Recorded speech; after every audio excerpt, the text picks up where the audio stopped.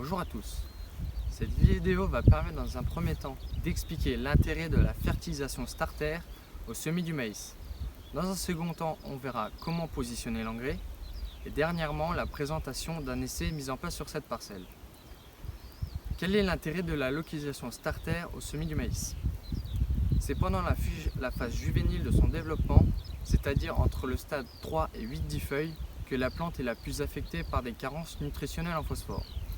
Le faible développement des racines pendant cette période limite la prospection pour les éléments minéraux au volume de terre environnant la ligne de semis. Pour satisfaire cette demande des parties aériennes, ce volume de terre doit être suffisamment enrichi en phosphore, ce qui est moins probable pour l'azote, car cet élément est plus mobile et les besoins au semis du maïs sont faibles. La fertilisation localisée va permettre d'améliorer les disponibilités du phosphore à la jeune plante, donc un gain de vigueur au départ, et donc une meilleure homogénéité à la levée. Dans les conditions difficiles, soit sur des semis précoces, où le sol est encore peu réchauffé, et éventuellement dans les parcelles avec des risques de ravageurs comme le topin, un gain de précocité peut être un avantage. La fertilisation starter va permettre également d'avancer la floraison d'environ 2-3 jours. Selon divers essais mis en place par Arvalis, un gain de 2 quintaux par hectare est également bénéfique.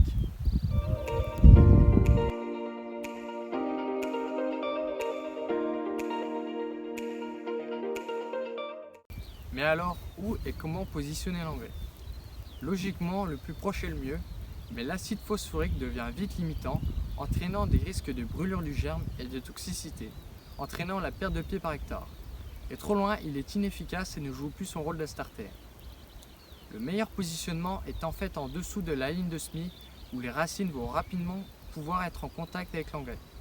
Cependant, cette solution de positionnement n'est pas la plus répandue car ce type de placement peut perturber, lisser le sillon et altérer la précision de placement des graines.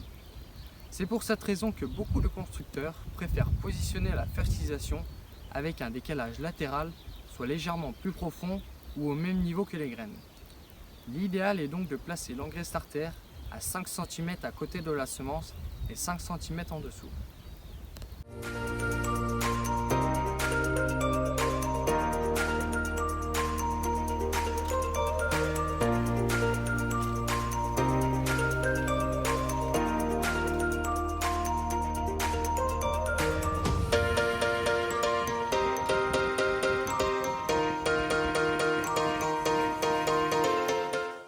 Enfin, on se retrouve pour la présentation de l'essai mis en place sur cette parcelle.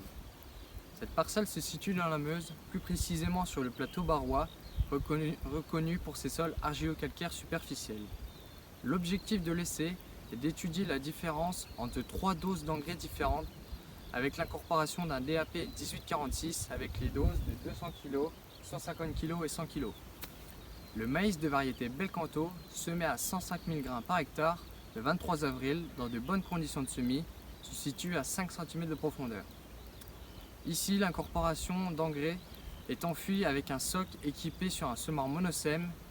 Il se situe à environ 5 cm à côté de la ligne de semis et enfui à environ 6-7 cm de profondeur.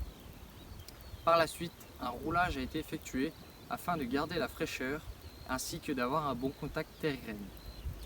Les plantes ont reçu au total 130 mm de pluie et les températures faibles du mois de mai l'ont pénalisé dans sa croissance.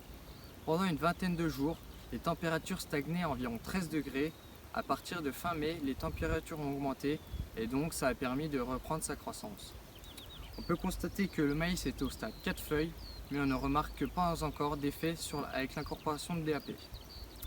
C'est à partir du stade 8 feuilles qu'on va pouvoir voir des différences entre les différentes doses et les témoins. Dans une prochaine vidéo, je l'espère, observer des différences et par la même occasion effectuer une pesée de matière fraîche des plants de maïs. À la prochaine.